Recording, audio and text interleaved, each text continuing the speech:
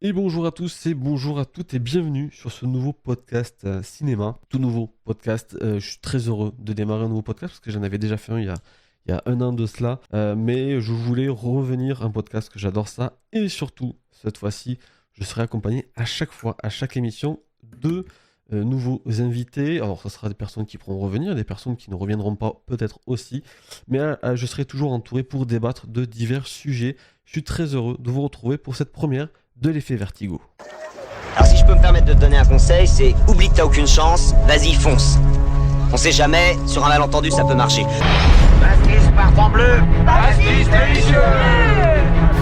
De toute façon, je te parle plus, toi, salaud!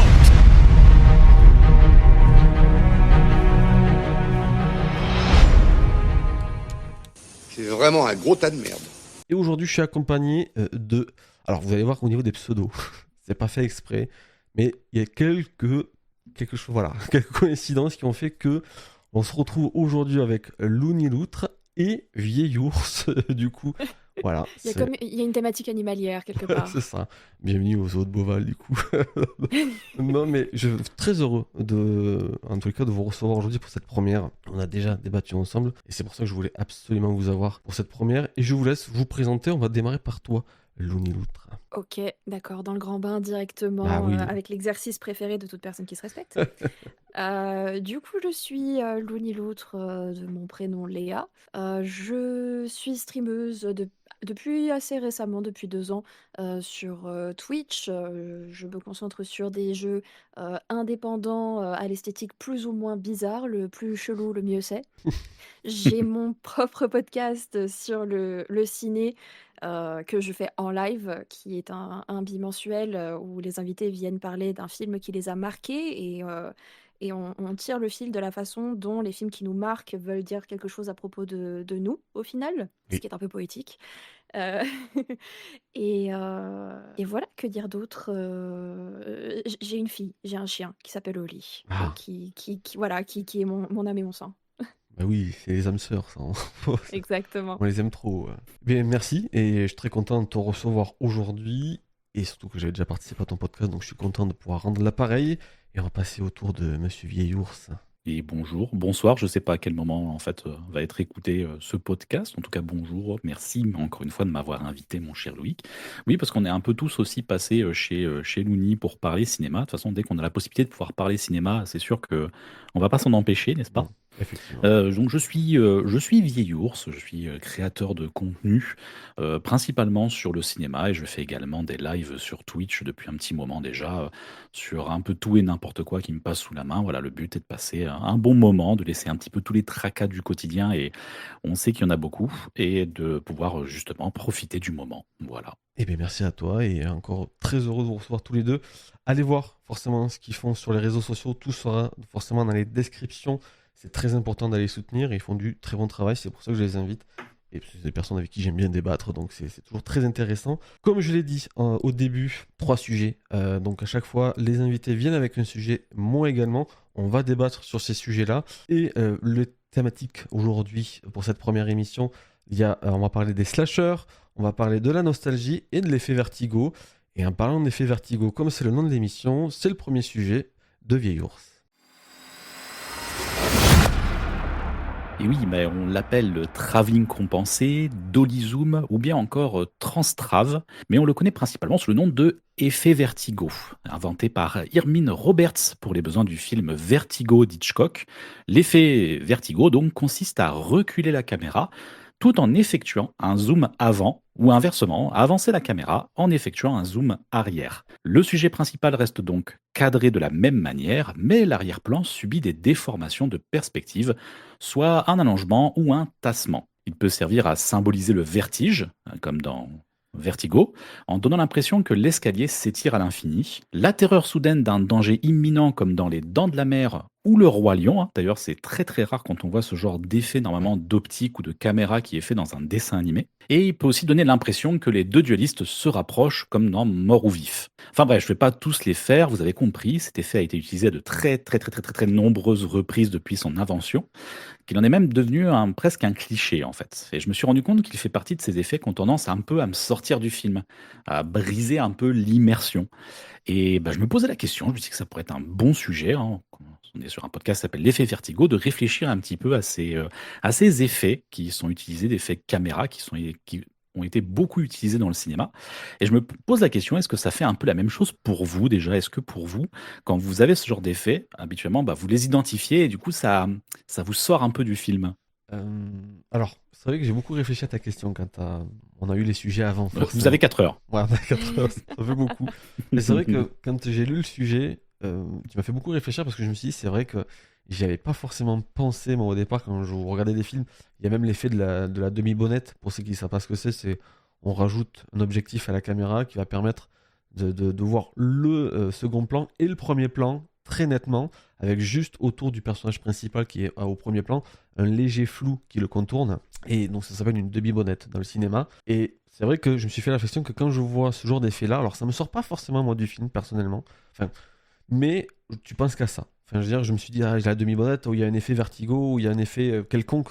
Et je me dis, c'est vrai que c'est trop bien, c'est joli, ça marche bien, mais c'est vrai que au final, on ne pense qu'à ça et on ne pense plus au film. Enfin, je me suis fait la réflexion après là, que toi tu l'as dit sur le papier, même quand tu viens de le dire là. Bah, quand je repense à certains films, je repense à Daddio de Christy Hall qui utilise constamment la demi-bonnette. J'aime beaucoup l'effet parce que je trouve ça joli, mais elle a pas le choix de l'utiliser dans son film parce que c'est intégralement filmé dans un taxi, donc c'est très compliqué de toujours faire des. Ah oui, ça c'est sûr. Voilà, c'est compliqué. Donc du coup, elle a souvent un plan avec Sean Penn à l'avant et à l'arrière, il y a Dakota Johnson et elle utilise cet effet-là. Et c'est vrai qu'on se dit, oh, c'est trop bien d'utiliser une demi-bonnette, mais c'est que tu penses qu'à ça. Tu ne penses presque plus au film quand on utilise ce genre d'effet. Donc ouais, je trouve que c'était une. Ça me sort pas du film, personnellement, mais ouais, c'est vrai que on pense qu'à ça et on pense plus au reste. Alors, juste pour dire, en fait, c'est que je me suis rendu compte que bah, l'effet, comme je disais tout à l'heure, est utilisé pour nous amener plusieurs émotions différentes. Et maintenant, quand je le vois, je ne vais pas ressentir l'émotion. Je vais plutôt me dire, ah tiens, il a utilisé cet effet pour donner cette émotion. Et c'est en ça où je dis que ça a tendance un petit peu à me sortir. Je pense que c'est vraiment un réflexe de cinéphile. Oui. Non, mais vraiment, on bouffe tellement de films et quand on aime ça, on veut les décortiquer. Et donc, je veux dire, nous, on sait comment s'appelle cet effet-là. Les personnes qui bouffent peut-être un peu moins de films que nous vont découvrir la définition. Ceux qui regardent Severance, par exemple, quand on adore Severance comme moi, on apprend que ça s'appelle un dolly zoom parce que ça fait partie de l'esthétique, de la DA de Severance. Mais en dehors de ça, il n'y a pas vraiment de raison de savoir comment ça s'appelle et comment c'est fait, etc. Donc je pense vraiment que nous, en tant que cinéphiles qui avons de l'intérêt en bon français, pour la technique, pour comment est fait un effet, pourquoi c'est cadré de telle façon, pourquoi cette lumière, pourquoi ce montage, on peut pas s'empêcher quand on voit cet effet de manière récurrente, de ne voir que ça. D'accord. Donc je pense que c'est vraiment très très propre aux cinéphiles. Mais pour revenir sur ta question précédente, est-ce que ça nous sort du film ou pas? Personnellement, le dolly zoom, l'effet vertigo, je trouve que c'est un bonbon. Et à chaque fois qu'il y en a un, même si c'est pas forcément justifié, nécessaire ou quoi que ce soit, j'adore ça. Vraiment, c'est un bonbon. Je trouve que ça a toujours un super effet, ça fonctionne super bien. Ça ne me dérange jamais de le voir, même quand c'est complètement gratos. Oui, parce que c'est vrai que d'un côté, il a tendance un peu comme je disais moi, un peu à me briser l'immersion, mais je suis tout à fait d'accord avec toi parce que bah, je suis assez content du coup quand j'en vois un. Déjà Oui. parce que j'ai la petite fierté de me dire, hé, je l'ai repéré. J'ai vu ce que le réalisateur me faisait un petit clin d'œil en disant, tiens, j'ai essayé de faire quelque chose pour toi. Mais il y a surtout quand il est. Alors, bien entendu, ça fait subjectif, mais quand je considère qu'il va être bien utilisé, c'est-à-dire qu'il va vraiment être utilisé à un moment donné pour amener quelque chose, pas juste pour avoir un effet qui est posé là. J'ai un exemple, par exemple, dans Les Gardiens de la Galaxie 2, lorsqu'on a Quill qui apprend que du coup Ego est responsable du cancer de sa mère, on a tout cet effet de Quill qui est au premier plan et justement toute cette perspective d'un seul coup qui se brise quand il prend conscience, hein, en fait. Et je le trouve du coup très bien utilisé. Et en fait, le truc, c'est que je me suis rendu compte dernièrement que avec l'essor du coup des plateformes de streaming et aussi le fait que maintenant on peut consommer vraiment, alors je mets vraiment le terme consommer en avant, on peut vraiment consommer du cinéma à l'appel, tout le monde y a accès. Alors qu'à une certaine époque, il fallait aller au cinéma ou c'était le film qu'on avait le soir. Et encore, si le film était trop récent, on avait peut-être la chance de le voir sur Canal+, mais dans ces cas-là, il fallait payer. Oui. Donc aujourd'hui, on peut vraiment consommer du cinéma vraiment à l'appel. Et bah, j'ai un peu l'impression que de plus en plus, le cinéma, en tout cas le film, est vraiment considéré comme un produit qui est là un petit peu pour être, tu vois, il est fait pour d'ailleurs qu'on puisse le suivre tous en scrollant sur son téléphone. C'est un petit peu la polémique qu'on a avec Netflix dernièrement. Oui. Et l'intérêt au final, c'est plus vraiment de proposer un espèce de contenu artistique, mais vraiment avoir un produit qui va être calibré par et pour des algorithmes pour fournir un petit peu voilà, une quantité. Alors là, il nous faut un film de SF qui, pour le public de 16 à 35 ans, qui parle de voyage dans le temps. Allez hop, voilà, on le fait, on le balance. Et ce que souvent d'ailleurs beaucoup de gens, quand on lit un peu sur les réseaux sociaux, disent ouais, ce sont des films qui n'ont pas d'âme, parce qu'on sent qu'ils ont vraiment été faits en mode voilà, simplement c'était un produit. Et je me rends compte que bah, ces films-là ont une réalisation et en tout cas sont comment dire, très frileux sur justement ce type d'effets-là, sont faits pour être vraiment très pratiques. Il n'y a pas à amener un côté comment dire, artistique au film, c'est-à-dire essayer de trouver des méthodes pour amener des émotions. Ce qui pour moi est totalement, par exemple, l'effet vertigo, en fait, qui est Mm. une espèce de façon de gérer sa caméra, ses objectifs pour amener une émotion. Et bah, j'ai un peu peur du coup que les films deviennent un peu lisses. Et je veux savoir un petit peu votre avis, votre impression là-dessus. Je suis complètement d'accord. C'est surtout, on a vraiment. Non, mais c'est vrai, en plus, c'est quand on voit les plateformes, comme tu viens de le dire, clairement, c'est que on le voit, c'est sur les grosses productions, en tous les cas, sur Netflix, Prime, Disney+, également, mais toutes les plateformes où il y a vraiment une volonté de. Allez, il faut balancer des films parce qu'on a un cahier des charges, il faut absolument qu'on remplisse le catalogue pour plaire à tout le monde, pour que ça marche dans l'algorithme. Parce que bon, je vois que Jean-Paul, lui, il aime bien les films de SF, donc on va lui mettre en avant des films de SF, et on va en produire aussi. Et on le voit sur même Electric State, par exemple, qui est sorti l'an dernier sur Mhm. Netflix, avec Chris Pratt. C'était un film plat, mais enfin, il se passe rien, il n'y a pas d'émotion, il y a aucune volonté de mise en scène. C'est quelque chose qui, fou, je me suis ennuyé comme pas possible dans un film, mais parce qu'il faut sortir un film, parce qu'il il faut attirer ben forcément et garder surtout les abonnés Netflix, pour Netflix en l'occurrence, parce que là ça vient Netflix. Et du coup, on oublie que ça reste du cinéma, on oublie que ça reste de l'art et quelque chose qu'il faut, même si forcément il n'y a pas d'effet vertigo ou quelconque effet, mais avoir quelque chose d'un peu plus travaillé, justement avec une meilleure écriture. J'ai vraiment l'impression que c'est juste, il faut produire pour produire, un petit peu comme un fast-food. Au final, c'est bon, on met des steaks hachés dans deux pains d'hamburger, et puis on balance ça au client, et puis basta. Ils feront avec ça, pour le prix. En plus, on se dit, il faut pas non plus abuser, on va pas leur mettre 4 feuilles de salade. Donc c'est un peu le même principe de ça. On dit, on va pas commencer à faire des effets verticaux, on va pas commencer à faire des demi-bonnettes, parce que, mince, c'est juste des films qui sont sur les plateformes, il faut balancer ça. Et je trouve ça dommage, parce que le cinéma, ce n'est pas ça, c'est de l'émotion. C'est des belles images, c'est du son, parce qu'on oublie très souvent le son, la musique au cinéma qui est très importante. C'est tout un global qui mène à des films comme on peut voir au cinéma. Enfin, je vais recommander les Rayons et les Ombres qui viennent de sortir au cinéma, qui est incroyable, parce qu'il y a une belle mise en scène, mais c'est ça aussi le cinéma. On va vivre, on va vibrer devant un film. Mais aujourd'hui, en fait, on le voit bien avec Netflix, les gens ils s'en foutent, on voit bien avec TikTok, les gens ils scrollent quelque chose qu'ils aiment pas, allez hop, on en arrête et on va voir ailleurs ce qui se passe. Et c'est un peu le principe de Netflix, c'est à se dire, bon, ben, le film me plaît pas au bout de 10 minutes, on va aller voir ce qui se passe ailleurs. Et je trouve ça dommage. Bah moi, je suis pas d'accord. Ah. Oh. Et je pense que on critique avec un petit peu c'était mieux avant des choses qui sont juste remises au goût du jour. C'est-à-dire que il y a en effet une hyper industrialisation du cinéma avec l'avènement des plateformes de streaming. Mais au final, en quoi c'est totalement différent de la profusion de téléfilms qui a toujours existé à l'époque où on avait le câble? Il fallait les alimenter, ces chaînes de télévision, là, les plus de 300 chaînes et quelques. On a toujours fait des productions qui étaient plus ou moins lisses, parce qu'on va pas me dire que Les Feux de l'amour avaient une qualité monumentale dans leur chant contre chant qui servait à faire du 40 épisodes par saison en n'ayant pas besoin d'avoir tout le monde sur le plateau. Et c'est un système qui a été repris par Plus belle la vie pendant des années. Donc on a toujours eu de la profusion de production avec une qualité moindre, avec cet aspect un peu industriel qui n'avait aucune prétention à être plus que ce qu'elles étaient, être juste du divertissement à la chaîne, qui coûte pas trop cher, qui prend pas trop de risques. Ça a toujours été présent. Et là, on a cette impression comment dire, qu'il y en a plus qu'avant, uniquement parce que l'entièreté du câble s'est retrouvée sur des plateformes auxquelles on a tous accès.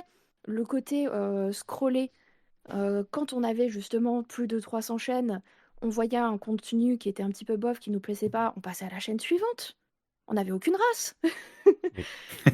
Donc, à mes yeux, c'est juste des comportements qui ont toujours existé et des productions qui ont toujours existé, mais c'est tout simplement sur un modèle un petit peu différent. Et au final, on se retrouve à faire des grosses généralisations parce que Netflix, qui fait de l'hyper-industrialisation de ses œuvres, à côté de ça, va nous servir Frankenstein, qui a reçu des Oscars cette année, va nous servir Roma, qui avait, je crois, gagné l'Oscar du meilleur film également, qui était entièrement en noir et blanc, c'était absolument magnifique, qui va nous servir régulièrement des pépites.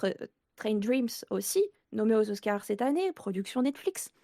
Donc je pense qu'il faut faire attention avec cette mentalité du c'était mieux avant, alors que on est juste sur des comportements et des productions déjà existantes, un format déjà existant, sous une autre forme en fait, et qu'on se sent, comment dire, on se sent challengé, Mm. on se sent un petit peu noyé, mais quand on y réfléchit, c'est des choses qui ont toujours été là. Je vois ce que tu veux dire. Alors après, j'étais pas sur la notion de c'était mieux avant, mais vraiment l'impression que on a, en gros, dans la production, enfin la réalisation des films. Alors bien entendu, j'ai mis en avant Netflix parce que c'est sur la production Netflix où dernièrement il y a eu une étude anglaise justement qui disait que les films étaient faits en sorte pour être, c'était du contenu de second écran pour que tu puisses continuer à scroller en fait tout en comprenant la suite du film avec par exemple des effets où les personnages disent tout ce qu'ils font. Par exemple, si la personnage pleure, il va dire oh là je suis en train de pleurer pour pas qu'on puisse comprendre ce qui se passe sans avoir forcément de le regarder. Donc ça, c'est une polémique qu'il y a eu dernièrement. Mais c'était pas vraiment forcément non plus pour taper Netflix, c'était de manière un peu plus générale d'avoir vraiment, j'ai l'impression qu'on peut avoir justement une certaine perte au niveau de ces effets. Et d'ailleurs, là, récemment, il y a eu le trailer du prochain film Spider-Man qui est sorti.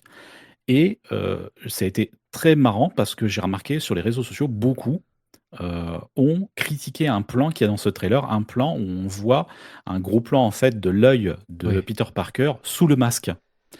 Et beaucoup de gens ont critiqué ça en disant mais de toute façon c'est ridicule ce plan parce que de toute façon genre il a la caméra qui est dans le masque. C'est débile, ça sert à rien en fait ce plan. Alors que justement, moi, c'est un de mes plans préférés en fait du trailer parce que enfin, on a un plan qui est fait pour pouvoir apporter une émotion, nous faire comprendre un état d'esprit. C'est une manière représentative de montrer l'état en fait de Peter Parker, l'état de Spider-Man, en montrant en fait l'homme sous le masque. Et beaucoup de gens en fait ont un peu perdu ce côté très C'est pas logique parce que représentatif. C'est ça. Je te coupe parce que Iron Man c'était littéralement ça aussi. Enfin, je veux dire, il nous montrait derrière On le était masque. tout le temps dans le casque. Bah, Oui. il laisse Oui, pas mais les gens ce ils vont te dire, papillon, oui, mais quoi. un masque, il colle à la peau, alors que le casque, non. Oui, mais Oh, enfin, on s'en fout, c'est la même chose, ouais. en fait. Un peu beaucoup. Et là, on a un plan, on a enfin un Spider-Man qui va nous montrer des plans qui, d'un seul coup, sortent un peu de l'ordinaire, parce que les précédents films Spider-Man, alors quand je parle des films Spider-Man, je parle de Oui.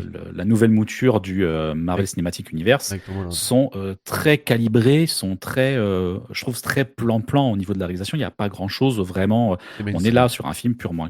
Voilà, c'est ça, c'est mainstream, merci. Sans vous critiquer, hein, moi j'adore Ah les non, films aussi. non, mais y a pas de Mais là, d'un souci. seul coup, il nous présente quelque chose de nouveau et les gens, du coup, tu sais, râlent, enfin, j'ai l'impression, alors je veux pas dire qu'ils n'ont pas compris, mais n'ont pas été accrochés par ça en se disant, ben ouais, mais en fait, c'est pas possible ce plan. Et que je me dis, mais en fait, est-ce que là, ce petit exemple-là, il va pas un peu dans mon sens, de dire, bah, on perd l'habitude d'un moment donné d'avoir des effets en gros visuels, on a simplement que d'avoir une caméra qui est posée, qui filme des choses, quoi. Jusqu'à ce qu'il y a des gens qui disent, c'est pas normal qu'une caméra peut pas aller dessous.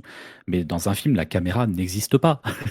Ouais, Ouais, il y a un truc qui est pas logique, et puis ça reste du cinéma, donc le but c'est aussi de voir l'émotion de Peter Parker, surtout après ce qu'il a vécu. Mhm. Donc je trouve que c'est un poil logique qu'on voit ça, et ça fait du bien justement de voir, comme tu l'as dit, dans Spider-Man, de voir une réalisation qui est beaucoup plus belle. On le voit dans la bande-annonce que c'est beaucoup plus joli, beaucoup plus travaillé. Alors que vraiment les trois précédents, moi perso, j'ai eu beaucoup de mal, hein. Enfin, pour ceux qui me connaissent, ils le savent. C'est très mainstream et je trouve qu'au contraire, le plan il va très bien et ça fait du bien justement dans un film Spider-Man. C'est marrant parce que j'ai l'impression qu'ils ont la mémoire courte par rapport au précédent Spider-Man qui était sorti avec Tobey Maguire ou Andrew Garfield, où vraiment la mise en scène et la réalisation étaient vraiment magnifiques, avec de superbes plans, avec de l'initiative. Enfin, je sais pas, ouais, je trouve que ouais, je suis d'accord là pour le coup avec toi, là. Par contre, je suis d'accord avec toi, Miloud, quand tu disais, il faut pas partir, bien entendu, sur le côté, c'était mieux Ah avant, non, et non. cetera. On a toujours eu, bien entendu, des typologies de films qui sont complètement différents, avec un qui avait beaucoup de réalisation, beaucoup de recherche dans la réalisation, d'autres qui étaient purement là pour essayer, comme tu disais, d'avoir une espèce de production rapide. Donc, on fait au plus simple, au moins cher, et cetera. Mais j'ai un peu l'impression que, outre le changement vraiment dans l'industrie, il y a aussi un changement un peu chez les spectateurs, en fait, qui au final finissent par absorber du contenu, en fait, qui est assez lisse. Et le coup avec Spider-Man me fait dire, bah ouais, mais en fin de compte, en plus, ils sont étonnés du coup quand il y a quelque chose de différent un peu qui sort, quoi. Oui, il y a beaucoup ce sujet sur les réseaux du manque ils appellent ça média littératie, de lecture du média, de compréhension de l'image et de l'œuvre, et de la recherche d'une esthétique et d'une DA. Les gens ont tendance à croire que n'importe quel film doit être soit une production à 24 Ouais. en termes de qualité, Ouais. soit relevé du documentaire. Même quand on est dans une fiction, il faut que absolument tout soit réaliste, absolument parfait. J'avoue que c'est des sujets sur lesquels je suis un peu perdue et comment dire? J'ai du mal à leur donner trop de crédibilité parce que je pense qu'on l'a tous les 3 remarqué. Le négatif engendre beaucoup plus Oula, oui. de clics et de réactions.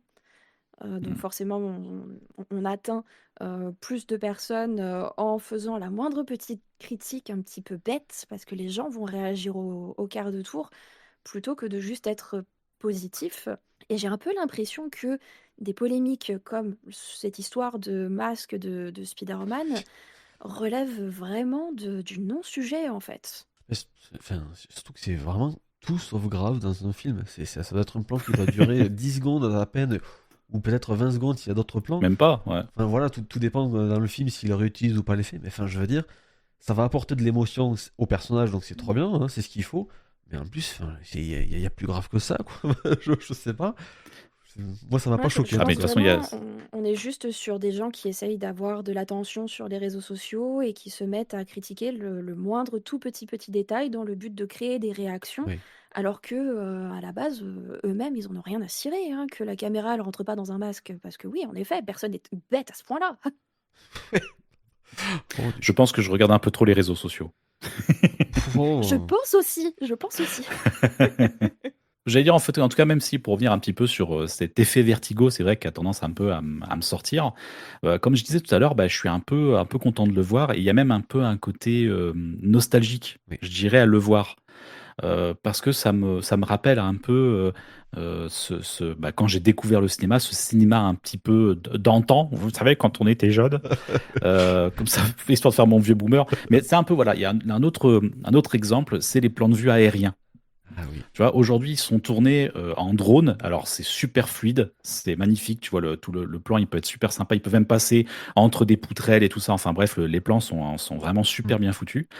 Mais moi, j'aime bien ce côté aussi où bah, le cinéma, c'est de la sueur, tu vois. Le côté du caméraman qui est sur son hélicoptère en train de prier que sa mise au point reste bien nette, alors qu'il est ballotté dans tous les sens. Tu vois, ça me manque un petit peu ça. Même si ça aussi, quand je vois le plan qui est du coup un peu imparfait, qui tremblote, et que d'un seul coup tu fais, ah regarde, on voit l'ombre de l'hélicoptère par terre. Ben voilà, ça fait aussi un petit peu partie, moi, de ce cinéma que j'aimais bien, que j'ai appris un peu à aimer, quoi. Donc, Oui, je vois ce que tu veux dire. C'est vraiment des petits détails qui sont pas bien méchants, mais je sais pas, ça crée une certaine nostalgie à regarder ces vieux films ou ces films qui justement sont imparfaits, mais aucun film n'est parfait parce que la perfection ne fait pas partie de ce monde. Mais oui, je vois très bien ce que tu veux dire, et en plus, vraiment, tu peux pas mieux tomber parce que tu me tends le bâton pour parler de la nostalgie, qui est le prochain sujet du coup, qui est celui de Lonnie Loutre. Je te laisse le présenter. Je savais que le bâton était tendu dans ma direction. Ah, j'ai compris de suite aussi. Du coup, oui, la nostalgie, plus précisément, la question que je voulais aborder aujourd'hui, c'est est-ce que la nostalgie, ce serait pas devenu un gros piège créatif? Donc, c'est très clair que en ce moment, on est dans une ère du cinéma où on est complètement saturé de retours en arrière qui s'illustrent à mon sens, de façon différente. D'une première part, on est matraqué de remakes, de reboots, des suites qui sortent 10 ans après le film de base. On est au 7e Jurassic Park, le 4e Ghostbusters. On a eu toute une nouvelle trilogie Star Wars. On a Alien Romulus qui est sorti du chapeau, personne ne l'a jamais demandé. 2 autres Evil Dead. On a tous les live-action Disney. On a X-Files qui va revenir, Ah oui, fait par Ryan Coogler. Donc, full confiance en lui. Mais j'étais là, mais qui a demandé une suite de X-Files en fait? personne. Bref, voilà, je vous fais pas un dessin. La strate est cousue de fil blanc, il y a un attachement existant et on va jouer là-dessus. D'autre part, le deuxième axe de cette ère de la nostalgie, c'est que on se retrouve entouré d'œuvres dont l'esthétique peut être très très largement inspirée justement des années 70, 80, 90 et encore, ou dont l'intrigue prend tout simplement place dans ces années-là. Et par exemple, c'est une des raisons pour lesquelles Stranger Things m'avait beaucoup énervée quand c'est sorti, c'est qu'ils ont pris l'esthétique années 70-80, une foule de références aux films de l'époque, ils se sont pris voilà, les Goonies par exemple, ils ont juste enchaîné les références et ils se sont dit on en fait une série. Et je trouvais ça un peu facile.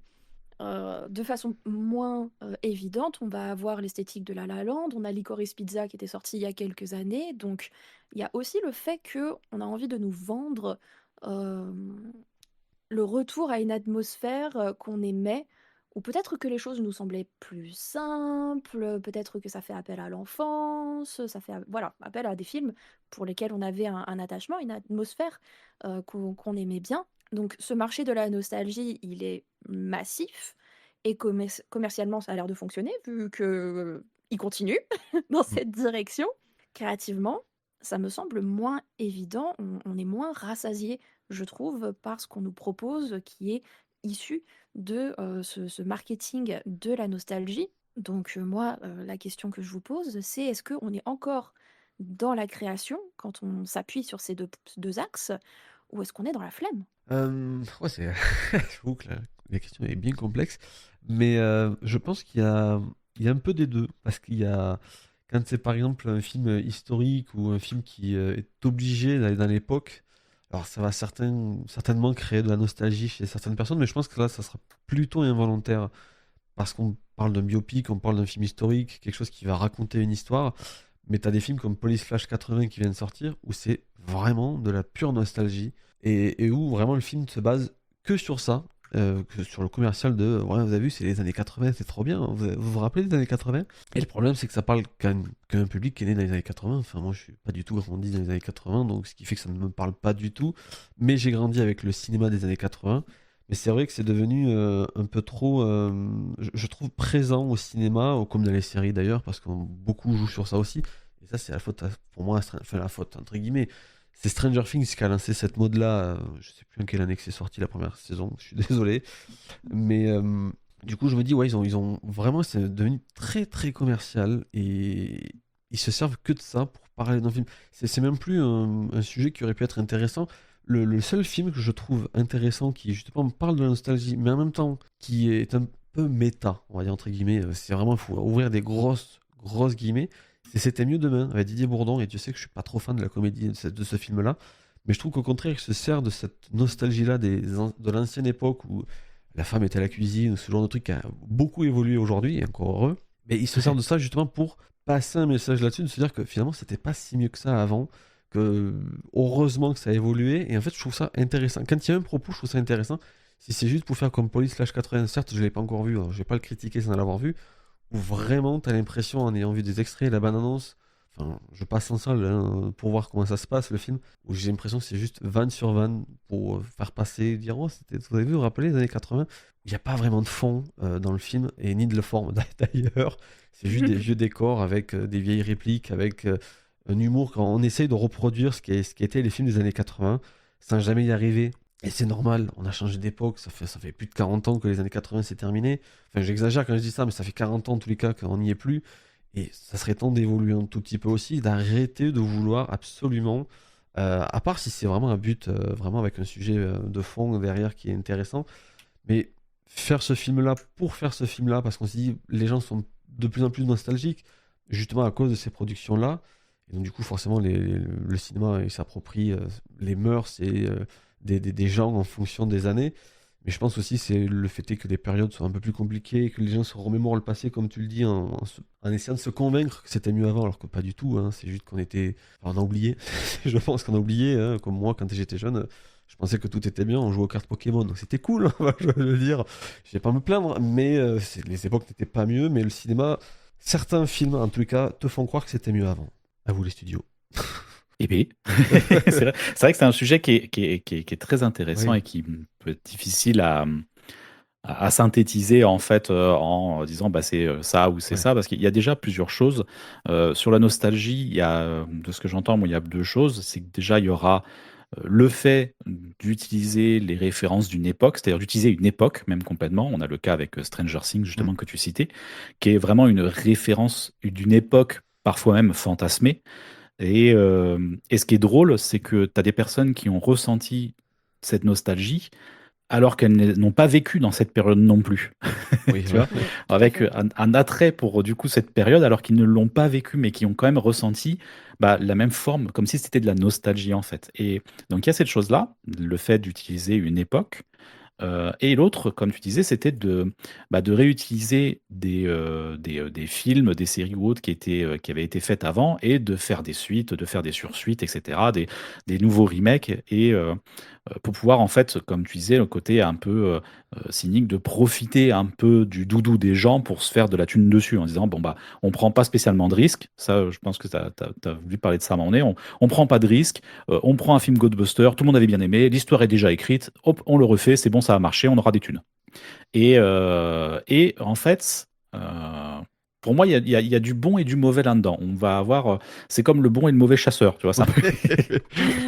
Si tu veux, en fait, le truc, c'est que voilà, oui, j'aurais des fois tendance à avoir du cynisme sur ah, ils refont une suite, c'est bon, il y a encore la créativité qui a disparu d'Hollywood.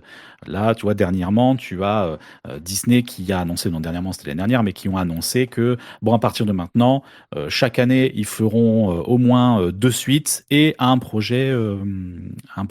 nouveau projet, en fait. Et j'étais là, bon, bah super, merci les suites. Alors que bah, d'un autre côté, moi je comprends pourquoi ils prennent cette décision, parce qu'à côté, on a Elio qui se ramasse la gueule totale, et on a Vice Versa 2 ou je sais plus quel autre film de Disney qui tape le milliard. Mais c'est ouais. Zootopie 2. Donc, Zootopie 2, ouais. donc c'est vite calculé, en fait, parce que bah, à un moment donné, ça marche. Quand on a aimé quelque chose, ben nous, on a envie de voir une suite. Et je suis persuadé que tu peux prendre n'importe quelle femme de X-Files, tu vas lui dire, bah en fait, ils vont recommencer. Ah, il y aura quand même une petite excitation, même s'il y a de la peur, certainement, il y aura quand même une petite excitation. De la même manière que là, dernièrement, tu as les réseaux sociaux encore, mais en fait, il y a eu l'annonce comme quoi, au final, la nouvelle série Buffy était annulée. Ouais. Et c'est l'hécatombe sur les gens sont déçus, en fait, qu'il n'y ait pas une suite.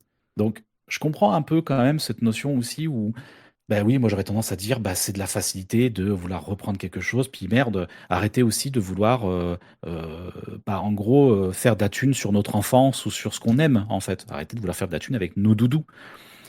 Mais d'un autre côté, je me dis, ben en fait, ça se trouve, bah, il y a un réalisateur derrière que lui aussi il a envie d'être avec son doudou en fait.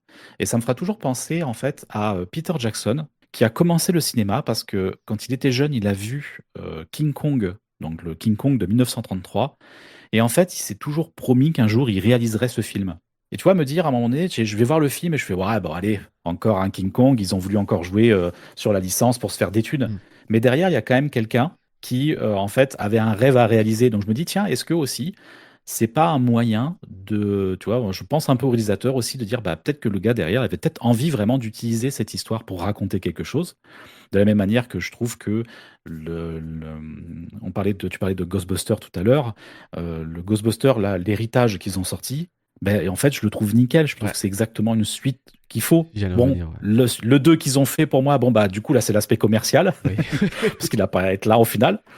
Mais tu vois, donc c'est pour ça que c'est compliqué. C'est vrai que c'est un sujet que je trouve qui est super intéressant. Ça, on pourrait en débattre pendant, mais vraiment pendant des heures, parce que en fait, on peut voir les choses de toute façon, on n'est pas là quand les films sont réalisés. On ne sait pas si d'un seul coup derrière, il y a qu'une volonté purement marketing ou si derrière, il y a quand même quelqu'un derrière qui a son petit cœur d'adolescent qui dit bah oui, mais ça, j'aimais bien quand j'étais petit et j'aimerais bien le revoir aujourd'hui. Tu vois, donc c'est compliqué, je trouve, comme sujet. Il y a un Mais peu à boire et à manger dedans. complètement. Mais Ouais, c'est plus compliqué que c'est tout noir ou c'est tout blanc. Et de toute façon, c'est pas le but de pointer comment dire, cette dynamique du doigt en disant bouh, vous êtes une bande de feignasses et la créativité est morte. Parce que je me dis aussi que, bah, comme tu dis, les projets sont. Tout ce qui est reboot et remake sont une bonne manière d'avoir une nouvelle vision d'une même histoire. Généralement, la prise de risque, à mes yeux, est moindre parce qu'on a tendance à reprendre les codes de cette licence qui était déjà instaurée. Euh, mais voilà, on va avoir un regard différent, on va avoir un scénario différent, peut-être une exploration d'un univers sur des aspects qui n'avaient pas été creusés jusqu'à présent. Donc il y a du bon à vous continuer à creuser des univers on a beaucoup aimés. Et je me dis que en termes de transmission, j'aime beaucoup la notion de transmission dans le cinéma, se reposer sur des licences déjà existantes, c'est une bonne façon d'amener petits et grands, vieux et enfants, dans la même salle de cinéma, devant la même œuvre, et de créer du lien, en fait, d'essayer de Mm. créer un Mhm. langage commun entre les générations de public. C'est des films fédérateurs, donc ouais, ça va toujours amener bah, les anciens qui ont connu ça quand ils étaient jeunes, et justement ils vont amener leurs enfants ou leurs petits-enfants venir voir justement Enfin, moi, travaillant dans un cinéma, je le vois souvent, donc je vois les gens qui disaient, bah, tiens, moi quand j'étais jeune, j'avais vu ce film, et je vois même quand on fait des ciné-cultes, et où on repasse des vieux films, justement, bah, les gens amènent aussi leurs enfants et tout ça pour leur montrer ce que eux ils avaient comme cinéma à l'époque. Il y a, pour parler revenir des suites et des reboots, en fait, même les premiers fautifs, c'est même nous en soi. On y va aller voir ces films-là. Parce qu'au fond, qu'on le veuille ou non, même si parfois on râle, même si moi j'ai eu râler sur des suites, je me dis oh non, pourquoi? Bah, je suis le premier parfois en salle, enfin, je veux dire, voilà, rien que Jurassic, enfin, chaque fois qu'il y a un nouvel opus, ben, je suis en salle, je suis le premier à ouvrir les portes, même si elles sont fermées, tant pis, à vouloir rentrer pour voir le film. Et SOS Fantôme, l'héritage, pour moi c'était un très bon exemple, je voulais revenir aussi dessus, mais c'est Jason Reitman, et vraiment c'est le fils de Ivan Reitman, il rend hommage complètement à son père, surtout qui est décédé quelques mois après. Et donc je trouve que c'est bien, il en faut, et je trouve que quand c'est des vieux films comme ça, de refaire une suite juste pour, comment dire, rendre hommage à la saga et faire connaître justement à la nouvelle génération ces films-là, ouais, c'est super. Après, il faut pas non plus en abuser et continuer en disant, ouais, ça a bien marché, on va continuer à faire des suites, des suites, jusqu'à vraiment tirer sur la corde et jusqu'à ce qu'elle lâche, quoi. Enfin, c'est ce que fait un peu, pour moi, un peu Star Wars ces dernières années, ou Disney surtout, éventuellement, où ils tirent la corde sur les suites. C'est vraiment dommage parce qu'on passe à côté de films comme Jumpers pour Disney Pixar ou Helio, qui sont des films vraiment, vraiment très beaux. Il faut absolument aller les voir. Enfin, Helio, maintenant, il est sur la plateforme Disney+. Et je trouve ça tellement dommage de se dire qu'au final, toute la communication qui est faite sur les films, c'est sur les suites, où vraiment ils mettent le paquet dessus. Toy Story 5, ça fait des années qu'on entend parler, on n'arrête pas de voir des images à droite et à gauche, des affiches et machin, comme Super Mario Galaxy qui sort, qui a l'air très bien, je dis pas le contraire, hein. Mais je serais le premier à aller le voir aussi, mais dommage qu'à côté, comme Jumpers, où là vraiment la communication a été complètement à la masse, mais en même temps, les gens préfèrent aller voir des suites, parce que je pense que c'est des films réconfortants, pour eux aussi. Enfin, moi, le premier, je pense que c'est vrai que ça fait du bien des fois d'aller voir des films qui nous rassurent, des choses qui, on s'est dit, bon, voilà, on sait où on va, on sait ce qu'on va regarder. Tant pis si c'est du déjà vu, tant pis si c'est quelque chose qui est c'est Toy Story 80. On s'est dit, oh là là, ça fait déjà le 80e film qu'on voit. mais, mais on est content parce qu'on retrouve des choses qui nous ont émerveillés, qui nous ont fait rêver quand on était gosse. Donc je peux comprendre. Mais il faut pas, voilà, c'est comme le chocolat, c'est bon à manger une fois ou deux, mais il faut pas en abuser, quoi. Je dis ça parce que c'est bientôt Pâques. Ouais, c'est ça, mais fallait pas le dire, hein. Exactement. Et il y avait cette question du, au final, est-ce que ça a pas tendance un peu à tuer la créativité? Et c'est vrai que depuis tout à l'heure, on est un peu sur le postulat que, en fait, faire une suite, bah, c'est facile parce que l'histoire est déjà écrite, parce qu'il y a déjà les personnages, parce que les gens, ils aiment déjà, donc go. Mais je trouve que c'est encore plus casse-gueule, en fait, de faire une suite. Parce que derrière, l'histoire, elle a continué de grandir dans chacune des personnes. Et en fait, quand tu viens proposer une suite ou un reboot ou quelque chose, tu viens briser ça. Alors peut-être que coup de bol, tu vas tomber sur ce que le gars il s'était imaginé, donc du coup il sera très content. Mais bien souvent, bah, il y a beaucoup de gens qui sont très déçus parce que déjà ils s'attendaient à ce que ça soit mieux que le précédent. Alors pourquoi être mieux, ça peut être tout aussi bien, c'est bien. Oui. Mais que derrière, bah non, bah, c'est pas comme ça que moi je le voyais, c'est pas comme ça. Enfin, les gens sont déçus parce que justement ils ont l'impression que on a martyrisé en fait leurs souvenirs. C'est comme ce qu'il y a eu avec un peu le trailer du prochain Shrek, où ils ont légèrement changé un peu le design des Mm. personnages et des gens ont crié à l'enfance brisée en fait. Quand En disant même. ils sont en train de détruire notre enfance. Et je dis, mais calmez-vous, ils ont juste changé une direction artistique en fait, et ils font ce qu'ils veulent. C'est enfin, C'est un peu et abusé. c'est pour ça que je trouve ça à casse-gueule. Et au final, je me dis, il peut y avoir vraiment de la créativité justement à réexploiter un univers, mais je trouve que ça ne se fait pas assez souvent. Ce qui a été, tu parlais par exemple de Star Wars, ce qui a été par exemple très très bon avec le Mandalorian, ou en tout cas la première saison, Oui. parce que d'un seul coup, tu utilises un univers, l'univers Star Wars, et tu vas décider, bon, bah maintenant, on va en faire un western. Oui, non, Tu vois, il y mais avait quelqu'un à un moment donné sur Internet, j'avais trouvé ça génial comme idée. Il avait repris, si vous avez le Seigneur des Anneaux en tête, le début dans la comté, à un moment donné, quand Gandalf arrive, on a un petit vieux aigri qui passe le balai devant chez lui, et quand il voit Gandalf, il fait un peu la trogne. Et quelqu'un a repris, en fait, ce personnage-là, qui a une bonne gueule, et dit, mais je rêverais, en fait, d'avoir une série où, en fait, ce vieux fait des enquêtes dans la comté. oui, je vois ce que tu veux dire, ouais. Tu vois, une espèce de mélange des genres. Et ça, je me dis, mais putain, mais ça serait ultra créatif en fait. Ça serait, on reprend un univers, mais on en fait complètement un peu autre chose avec, quoi. Donc c'est Ouais. pour ça que je trouve que est-ce que du coup le fait d'avoir un peu des suites, et de jouer même avec la nostalgie, est-ce que derrière ça peut casser un peu la créativité? Je suis pas sûr. Je pense que comme d'hab, il y a le côté où c'est facile, on va reprendre un peu les choses pour nous titiller, nous faire plaisir à notre petit cœur tout doux. Mais derrière, il y a quand même une grosse recherche pour dire bon, maintenant il faut qu'on arrive à on a aimé moi je vois comme par exemple avec le King Kong de Peter Jackson, j'ai énormément aimé ce film. Qu'est-ce que je peux faire pour comment dire, le remettre au goût du jour, parler de nouveaux sujets ou amener des nouveaux sujets sur la table, et derrière, qu'est-ce que je peux faire pour en même temps le respecter et respecter les gens qui l'ont aimé, quoi. Oui, tout à fait. Je te rejoins sur le fait qu'il y a une vraie difficulté de la part du public de dissocier un bon Mm. film d'un mauvais film, de c'est juste pas ce que tu t'étais imaginé que ça allait être. Il y a vraiment ce souci-là. À partir du moment où on brise ce qui s'était imaginé, la suite qui s'était fait dans leur tête, c'est forcément, c'est pas mauvais, c'est pas comme ça que ça aurait dû être fait.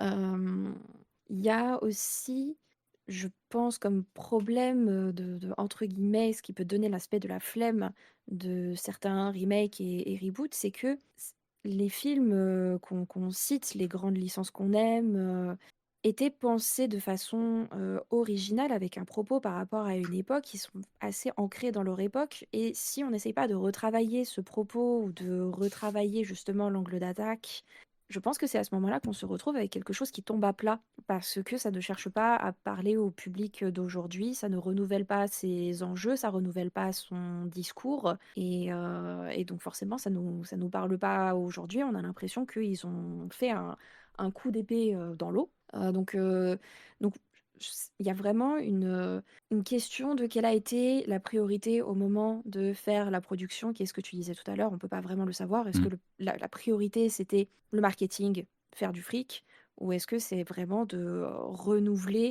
la Madeleine de Proust d'un public qui va être au rendez-vous quoi qu'il arrive. Et moi, la question que ça me soulève, c'est qu'est-ce qui s'est passé chez nous en tant que civilisation cinéphile et public divers et variés pour être autant frileux, avoir autant la trouille des créations originales au point de tout faire flopper en fait. Qu'est-ce qui se passe pour que, au lieu d'avoir un Pirate des Caraïbes 6, on ait une toute autre histoire de pirates qui ne s'appelle pas Pirates des Caraïbes, mais qui parlerait quand même de pirates en fait? Qu'est-ce qui nous empêche? Pourquoi on continue d'avoir des Star Wars plutôt que d'avoir d'autres films de science-fiction qui pourraient être similaires, mais qui ne seraient pas estampillés Star Wars? Pourquoi on se lance dans la gueule du loup plutôt que d'ouvrir les bras à des créations originales? Alors là, je pense que c'est vaste. Il y a plusieurs choses. Je pense que la première, c'est que je pense qu'on est tous un peu pareils. On a toujours une certaine crainte de la nouveauté, de ce qu'on ne connaît pas. Donc je pense que déjà, dans notre façon de réagir, on est réconforté par les choses qu'on connaît, mais on est toujours un peu intrigué par les choses qu'on ne connaît pas. Et là, vu que forcément la situation actuelle fait que se faire une sortie au cinéma, c'est quand même un certain coût. Et du coup, il va y avoir, je préfère aller voir quelque chose, je me dis, bon, j'ai déjà aimé l'univers, donc j'ai plus de raisons de penser que je vais aimer ça, plutôt qu'un truc que je ne sais pas du tout si je vais aimer ou pas. Même si je sais qu'il y a toujours moyen d'aller au cinéma, avoir des places pour des prix raisonnables. En tout cas, de pouvoir se faire une sortie avec des prix raisonnables. Donc, je pense qu'il y a déjà d'abord cette première notion-là. Et l'autre notion, c'est que je sais plus ce que je voulais dire. Oui, effectivement. Je me suis perdu dans mes explications. Mais oui, qu'en fait, on a d'abord ce côté où on est toujours un peu frileux. Et d'un autre côté, oui, c'est ça. C'est que, en fait, je pense qu'aujourd'hui, dans l'état actuel de notre monde, dans l'état actuel, justement, de notre monde simplement, ça nous fait du bien d'être avec notre. J'utilise souvent le terme notre doudou, mais en fait, c'est ça. Moi, je sais que typiquement, j'ai eu un début d'année qui a été un peu compliqué. En fait, ça a été un peu compliqué dans ma vie. Et qu'est-ce que j'ai fait? Je me suis remis The Office, je me suis mis Scrubs, je me suis mis à regarder des films que j'avais aimés, parce qu'à un moment donné, j'avais besoin de ces films-là, de cette série, parce qu'elles me font du bien, parce que elles me, comment dire, C'est des valeurs sûres. elles me, ouais, c'est ça, c'est exactement ça. C'est rassurant, et puis, voilà, là, elles me permettent à un moment donné de ne repenser qu'à ces choses qui me font du bien et de laisser un petit peu les choses des choses pas bien à côté. Donc, je pense qu'il y a un petit peu de tout ça, tu vois, que ouais, on est un peu frileux à avoir de la nouveauté parce que on sait pas trop. En plus de ça, comme tu disais tout à l'heure, enfin c'était Loïc qui disait tout à l'heure, on a d'un seul coup une com qui est de ouf sur Vice Versa 2, et à côté de ça, je vais pas dire qu'il y a pas de com, mais il y a une com normale, par exemple sur Helio, parce que moi j'en ai entendu parler à un moment donné à la radio, je l'ai vu des affiches sur les bus, mais on est tellement habitué à la sur-représentation, à avoir la sur-com un peu partout pour dire attention, ne manquez surtout pas, vous avez la suite du truc que vous avez bien aimé qui arrive bientôt là, hein. Voilà, c'est comme là, j'ai vu, il y a un premier trailer pour Sonic 4 qui est sorti. Ouais. Le film est dans 1 an. Et tout ce que fait le trailer, c'est vraiment nous dire attention, ce film existe. Oh là là. C'est juste le logo Je sais qui pas. est présenté, quoi. Ouais, c'est ça. Voilà. Et il s'appellera Sonic 4. Wow. Ok, merci. Pourquoi tu communiques maintenant? Je comprends pas en fait. Donc encore une fois, c'est un mélange de plein de choses, mais je pense que là-dessus, oui, il faut se faire un peu violence. Faut pouvoir à un moment donné se dire oui, certes, je vais voir un film, peut-être qu'il va pas me plaire. En plus de ça, je vais dépenser 14 balles pour aller le voir. Mais à un moment donné, voilà, ça fait du bien un peu de prendre ce risque. Et en plus de ça, on peut tomber sur de très bonnes surprises. Ouais, Et moi, ça m'est arrivé d'aller au cinéma, vraiment limite d'aller voir un truc où j'étais pas chaud, puis c'était madame qui me disait oh si, moi ça me dit bien. Puis en fin de compte, super surprise. Donc ouais, je pense qu'il faut réussir à un moment donné à sortir un petit peu de sa zone de confort aussi, de laisser un petit peu son doudou pour aller en découvrir d'autres. Ça peut être une bonne idée. C'est ce que je fais de plus en plus, et maintenant que j'ai la chance d'avoir en plus les places gratuites, je me dis que je peux prendre des risques d'aller voir des choses qui peut-être m'intéressent pas, ou que j'ai l'impression que ça va pas être terrible, et au final, je me laisse transporter par le film, et j'y vais de plus en plus comme ça. Je me force, parce que c'est vrai que c'est toujours facile d'aller voir des univers qui nous sont familiers, des choses qui on se dit bon, on y va sans crainte, et puis après critiquer comme un débile parce que finalement on n'a pas apprécié. Non, ouais, c'est vrai que je me force de plus en plus à aller voir ça. Et après, c'est vrai que ça serait bien aussi que pour les films d'animation, vraiment, si jamais il y a des familles qui m'écoutent aujourd'hui, amenez vos gosses voir des films justement inédits en termes de films d'animation parce que vous passez à côté de choses ultra bien. Et je pense à Jumpers, encore une fois, qui a que des bons retours. Je suis passé en salle, c'est drôle, c'est beau. Mais malheureusement, on fait salle vide, quoi. Enfin, à chaque fois, donc c'est compliqué. Et c'est dommage, je trouve, parce que Toy Story 5, je sais qu'il va cartonner. Et je suis presque sûr que Vaiana, le live action, cette année, va cartonner aussi. À mon plus grand regret. Mais vraiment, enfin, il faut se déplacer pour aller voir des films inédits. Il y a plein de choses intéressantes à aller voir au cinéma, même si je sais que il y a qu'à voir avec Marsupilami où ça a été, on a vu de la communication partout de Philippe Lachaud. C'était infernal sur tous les réseaux sociaux, partout dans les salles de cinéma. Alors que vous passez à côté de belles petites comédies françaises aussi, si jamais. Je sais que ça fait peur d'aller voir des films avec des castings que vous ne connaissez pas, mais faut foncer. Faut quand même, il faut le voir et il faut aller voir des films dont vous n'avez pas l'habitude d'aller voir et vous allez voir que c'est très très cool. Ouais, non, mais je sais que quand tu fais de la résonance comme ça, les gens sont beaucoup plus attentifs ou pas. Du coup, on va quand même Il faut agiter les clés de temps en temps. C'est ça, ben voilà. Bon, certains le savent avec Marvel, quoi. Ça, c'est le petit tacle méchant. J'ai rien contre Marvel, ne vous inquiétez pas. En fait, ce que disait Looney tout à l'heure sur le fait que tu commences avec un film qui avait vraiment un propos et à la fin on se retrouve quelque chose qui est complètement où on perd un peu ce propos-là. Ouais. Pour moi, j'avais typiquement l'exemple de Captain America. Oui. On a le premier Captain America, le First Avenger, où on a dedans un propos, alors assez étonnamment antimilitariste, un propos sur une réflexion sur la puissance, sur le pouvoir qu'on peut avoir sur les gens, etc. Un propos sur justement tout ce qui est le nazisme, le fascisme. Et ensuite, on regarde le dernier Captain America qui est sorti, qui est complètement lisse, qui est un film d'action où, certes, on parle à un moment donné de guerre, mais j'ai l'impression, en tout cas pour moi, c'est une façon à un moment donné de pouvoir mettre une jolie scène d'action en Oui. plein milieu, quoi. C'est complètement survolé, ouais. Il n'y a plus de propos. Mais je prends notre exemple et c'est là où on va en venir au slasher du coup, parce que les sujets sont liés au final, parce que le slasher amène beaucoup de nostalgie, surtout ces derniers temps. Tout est lié. Ouais, mais c'est vrai, c'est vraiment, si on aurait voulu le faire, on n'aurait pas voulu, on n'aurait pas réussi. Mais il y a un film pour revenir avant juste les slashers, Poltergeist de Tobe Hooper et produit par Spielberg à l'époque. Enfin, même si Spielberg il est beaucoup dans la réalisation aussi de ce Poltergeist-là, avait un propos où ça critiquait les banlieues de l'ère Reagan à l'époque, dans les années 80, où ça critiquait beaucoup juste ça, où cette vie rêvée de vivre dans les banlieues américaines, dans ces fameux quartiers superbes avec des maisons qui se ressemblent toutes, et qu'au final, finalement, la vie qu'il y a dans ces maisons-là, n'est pas vraiment joyeux, quoi. Il y a des familles complètement déchirées, il se passe plein de choses aussi qui sont vraiment pas cool. Et le Poltergeist de 2015, qui est une daube. Enfin, je suis désolé, hein, j'aime pas dire ça, mais pour le coup, enfin, moi qui suis fan de Que tu as Poltergeist. considéré qu'il était une Ouais, daube. ouais, j'ai considéré comme une daube parce qu'il n'y a plus de propos, il n'y a plus rien, il n'y a plus d'idées.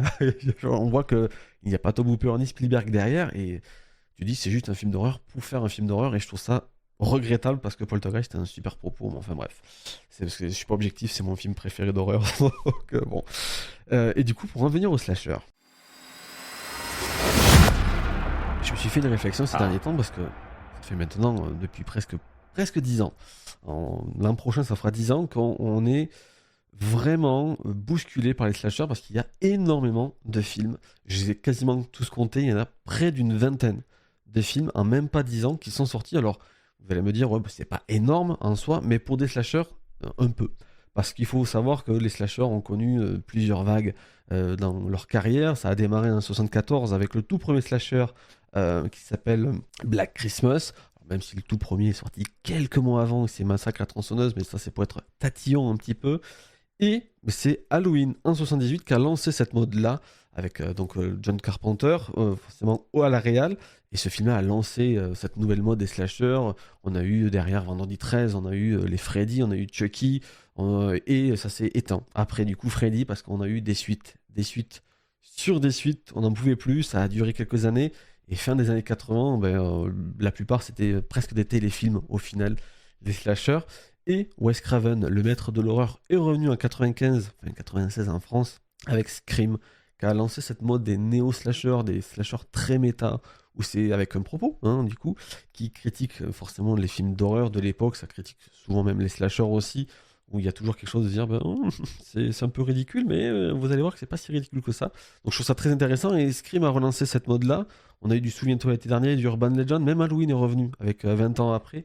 Donc déjà, là, il y avait de la nostalgie aussi à l'époque, et ça s'est écroulé. Aussitôt que c'est arrivé, ça s'est écroulé. On a eu des suites, Scream 2, Scream 3, Souviens-toi l'été dernier 2, Urban Legend 2, même le 3. Enfin, c'est vraiment quelque chose de pas possible. On a rebouffé, mais on n'en avait pas tant que ça, parce que la plupart des slashers sortaient directement en VOD, sauf vraiment les grandes marques comme Scream ou Halloween sortaient en salle. Et on a eu une mode, après, dans les années 2000, de remake et de reboot de slashers. On a eu du Massacre à tronçonneuse en 2003, on a eu aussi un Freddy, un Vendredi 13 au fin des années 2000 et début 2010, et on a eu Scream 4 en 2011, et puis à partir de là, pouf, plus rien non plus, les gens n'en pouvaient plus, et à juste titre aussi. Et là, depuis 2017, on a eu Happy Birthday qui est arrivé, il a un peu relancé le slasher, mais c'est Halloween, encore une fois 40 ans après, en 2018, qui va lancer une nouvelle vague, qu'on appelle aujourd'hui la Legacy Slasher. Qu'est-ce que c'est la Legacy Slasher? En gros, on récupère l'héroïne principale du film, qui se déroule 40 ans, 50 ans, 30 ans après, et on en fait un personnage badass qui est là avec un gros fusil à pompe qui va en découdre avec son ennemi juré au final du film, que ce soit Michael Myers, Ghostface ou le Leatherface de Massacre à tronçonneuse. Et depuis 2018, on n'arrête pas de bouffer ce genre de film. On a eu quand même Halloween, on a eu une trilogie Halloween, hein, faut le dire. On a eu un Souviens-toi l'été dernier récemment, on a eu une trilogie Scream et un 8e film qui débarque, qui est déjà en production, ce qui est assez fou parce que le 7e film vient à peine de sortir. On a une série Massacre et un film Massacre à tronçonneuse produit par A24 très prochainement. On en a eu plein, on a eu quelques nouveautés qui sont passées complètement inaperçues et qui pourtant apportent des choses un peu nouvelles justement au slasher, et c'est bien dommage. Mais c'est vrai que ce qui marque et ce qui fonctionne encore aujourd'hui, c'est des vieux films. Alors je me dis, est-ce qu'on est sur une nouvelle vague de slasher, de legacy slasher?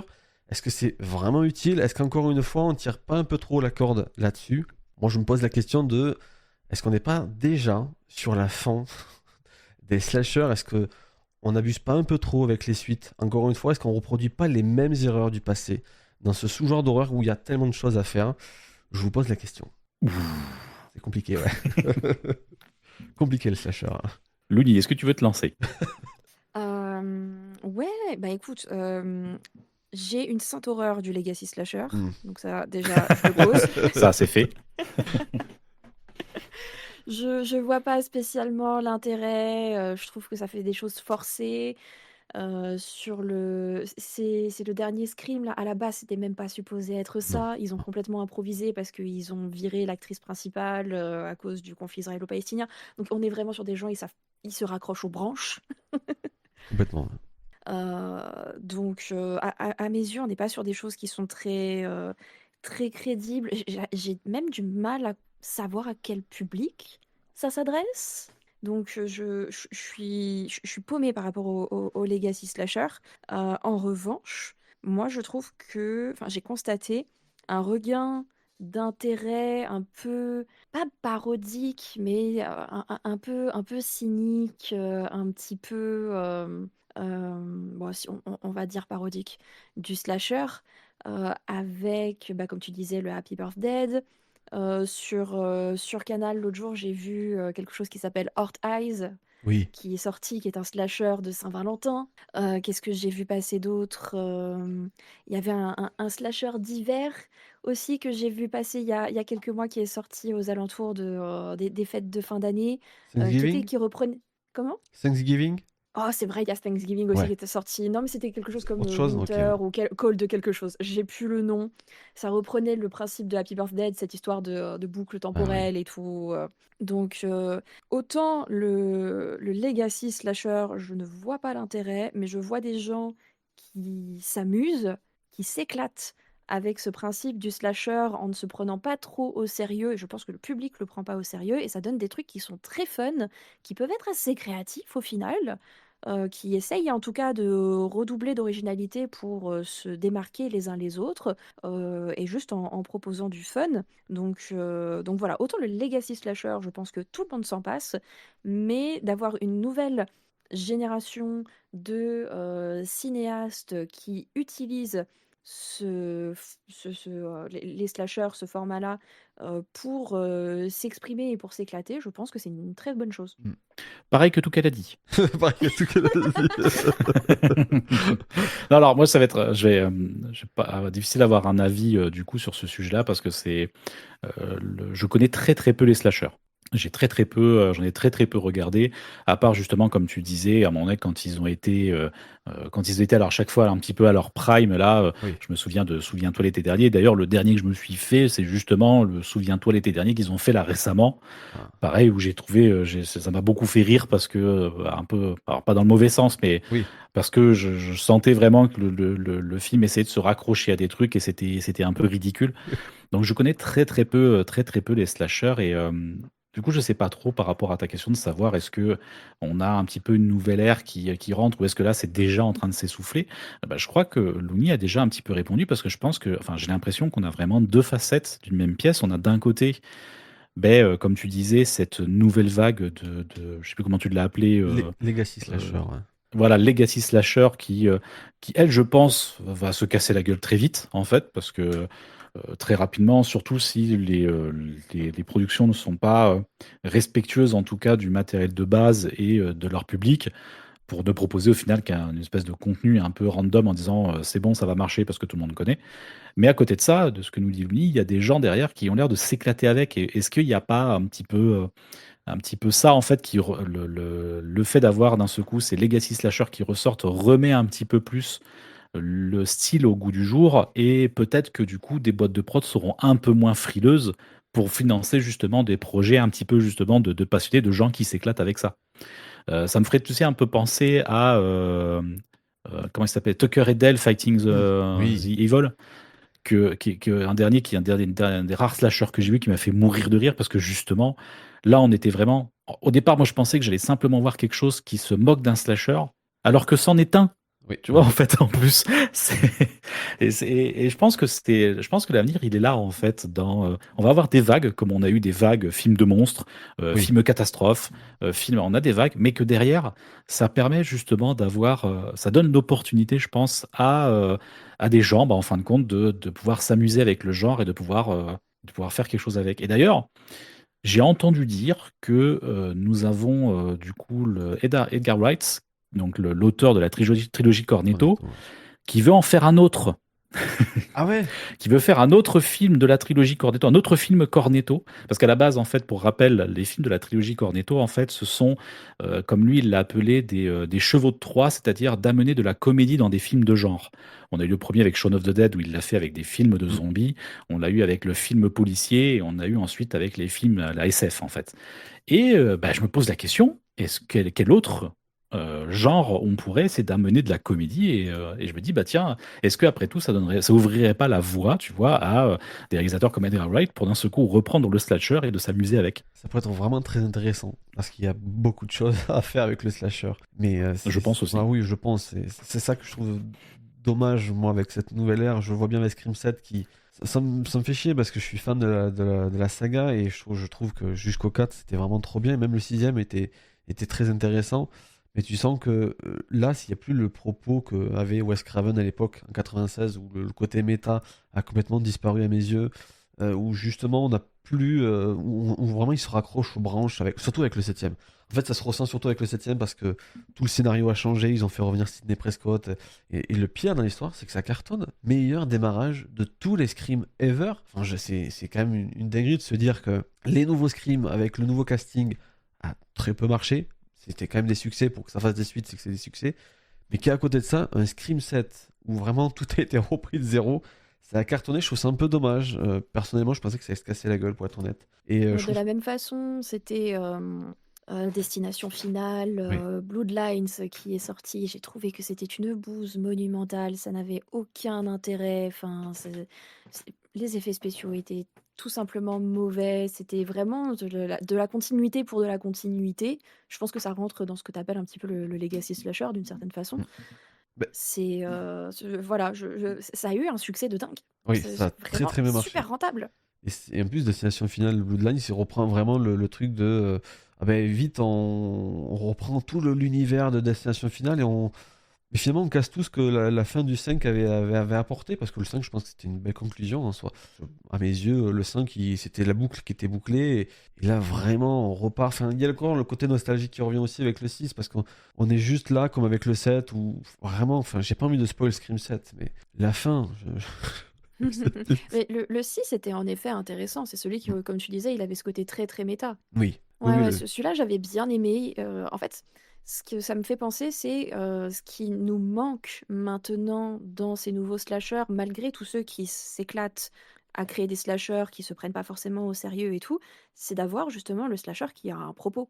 oui. Mhm. Enfin, Là, à l'horizon, il n'y a rien de tel en fait. Même Massacre à la tronçonneuse, qui était vraiment pareil pour s'éclater, fait du gore pour du gore, mais qui avait quand même une pseudo-critique de l'Amérique profonde, de tout ce qui est ces endroits où on pensait qu'ils étaient tous consanguins. On a la même chose avec La colline à des yeux, où il y a justement une critique de tout ce qui est le nucléaire, etc.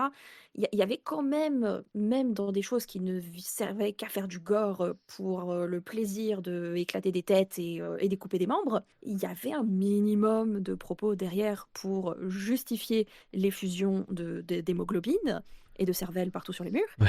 Là, maintenant, on ne se donne plus cette peine. Ben non, c'est juste du Est-ce film. qu'on ne reviendrait pas avec ce que je disais un petit peu au début, avec ce côté très lisse du cinéma, où en fait on finit par filer.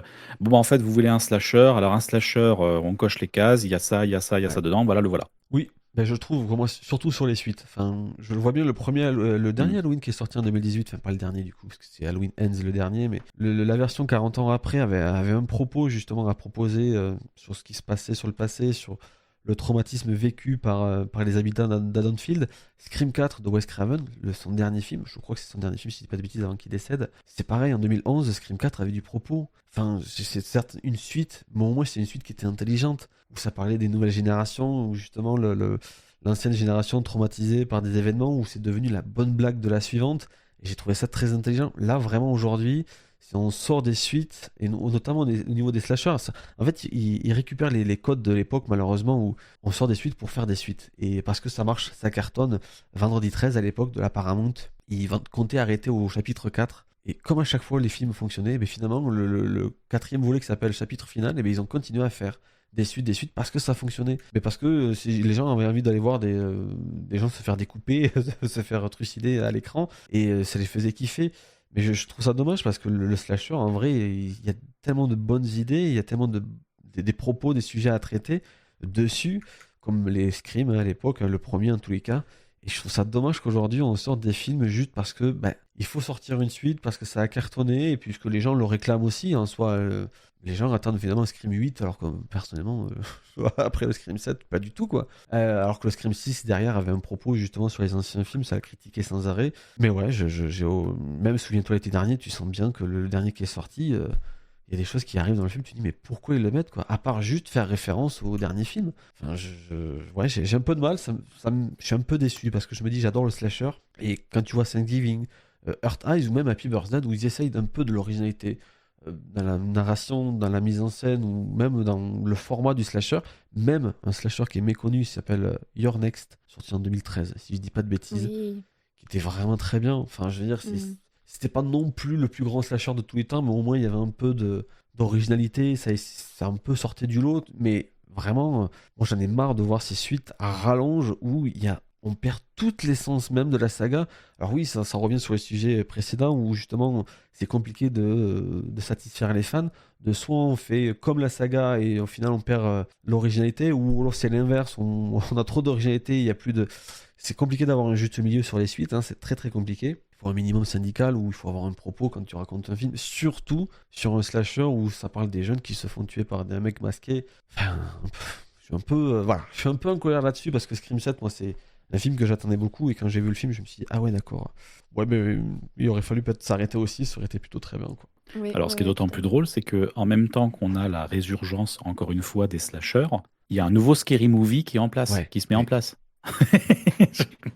Non, mais t'as l'impression qu'on est dans une boucle temporelle, nous aussi, parce que finalement, on a eu la résurgence des slashers en 96 et paf, Scary Movie est arrivé juste après, quoi. Donc, Mhm.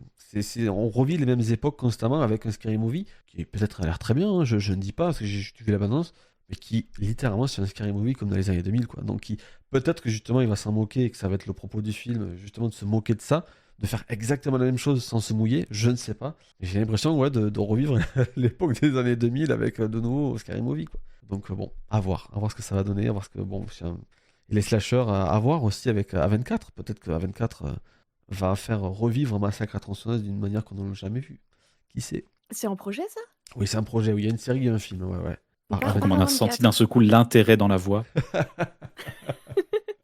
Non, non, c'est plus de l'étonnement parce que, bah, en effet, A24, ils essayent de faire de l'elevated horror, qui est un terme que je méprise, et de les voir se mouiller à faire un slasher, voilà, qui est pas supposé être le format le plus intellectuel qui soit. Le combo est très intéressant. Ouais, j'ai été surpris quand ils ont annoncé ça. Je me suis dit, A24 qui produisent un Massacre à tronçonneuse, c'est culotté quand même. À voir, hein. Peut-être que ça sera un surprenant de surprise, comme j'aime le dire. À voir, mais peut-être qu'on va avoir un super mix d'œuvres qui vont tous nous donner du grain à moudre pour une prochaine fois sur ces mêmes thématiques qu'on a abordées aujourd'hui. Est-ce que ça va être trop lisse? Est-ce que c'est de la reprise du slasher au nom de la nostalgie avec une saga déjà connue sans vrai fond? Est-ce que ça va être un bon slasher? Est-ce qu'il va y avoir du renouveau? Au final, tout ce qu'on s'est dit aujourd'hui se regroupe dans ce projet-là. On fera un remake, un remake de cet C'est épisode. ça. Alors, la dernière fois, on avait tort. On recommencera pareil, on modifiera quelques dialogues. Exprès. Non, mais on fera un petit remake, ouais, on en reparlera avec grand plaisir. En tout cas, c'est la fin de ces sujets-là, de ces 3 sujets. C'était vraiment très cool, très intéressant. Avant qu'on se quitte, une recommandation chacun, un film ou une série, qu'importe ce que vous voulez. Oula, Tu me me prends de prends un court, peu Ah de ouais, je bien sais, mais préparé. j'aime bien prendre de cours. Alors là, tu vois, on parlait justement un petit peu d'utiliser des suites, peut-être d'utiliser un peu de nostalgie. Et en fait, là, la recommandation que là, j'ai en ce moment, la saison 2 de One Piece, que je trouve excellente, que c'est la première fois que je trouve qu'une adaptation de manga est bien réussie, parce que bien souvent c'est très laborieux. Oui. C'était très casse-gueule avec One Piece, ils ont très bien réussi avec la saison 1 et la saison 2 est fantastique. Et vraiment là c'est Marocco, parce que là j'en ai pris de l'émotion. Je crois même qu'il y a un Dolly Zoom quelque part, je suis sûr. Ça m'a donné envie de la voir en tout cas. Que j'ai vu que la première saison.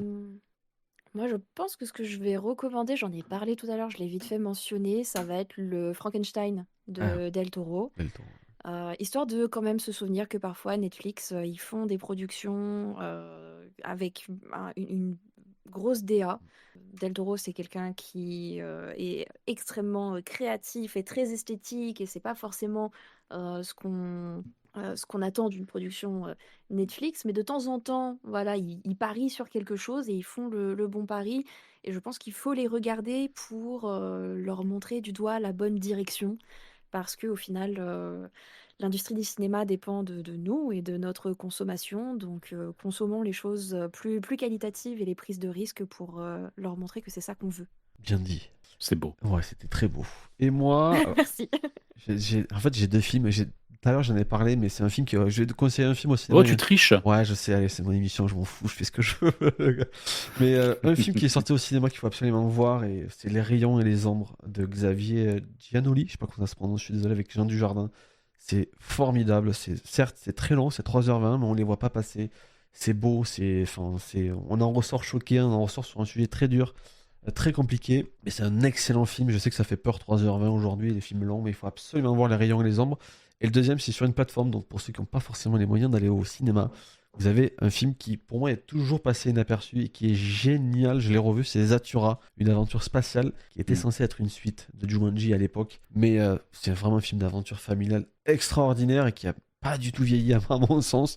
Je ne suis pas objectif encore une fois, Mais Zathura sur HBO Max, c'est vraiment trop. Mais même sur Netflix, pour ceux qui ont Netflix, parce que je sais que les gens ont tendance à plus avoir Netflix que HBO. Mais regardez-le, c'est trop bien, c'est un trop joli film. Sur ce, merci beaucoup à vous deux, encore une fois, d'avoir participé à cette émission. C'était vraiment trop cool cette première. Donc merci à vous deux. On se retrouve du coup très prochainement, je l'espère, pour une nouvelle émission de Effet Vertigo. À la prochaine. Ciao, ciao. Au revoir.